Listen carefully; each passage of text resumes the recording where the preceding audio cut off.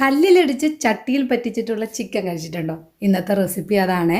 കുഞ്ഞുള്ളിയാണ് കേട്ടോ ഏറ്റവും നല്ലത്. അതിൻ്റെ അകത്ത് വെളുത്തുള്ളിയും അതുപോലെ തന്നെ ഇഞ്ചിയും കറിവേപ്പിലയും ഇട്ടിട്ട് നന്നായിട്ടൊന്ന് ചതച്ച് കൊടുക്കുക.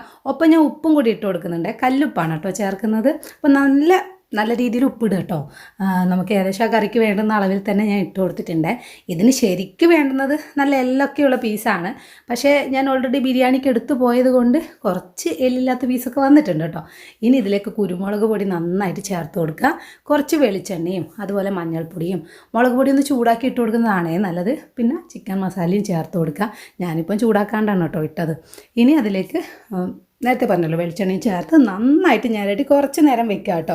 അതിന് ശേഷം ചട്ടി അടുപ്പത്ത് വെക്കുന്നുണ്ട്. അടുപ്പിൽ വെക്കുന്നതാണ് നല്ലത്. അതിനൊരു പ്രത്യേക രുചിയാണ് കേട്ടോ. പിന്നെ എനിക്ക് സമയമില്ല, അതുകൊണ്ടാണ് കേട്ടോ.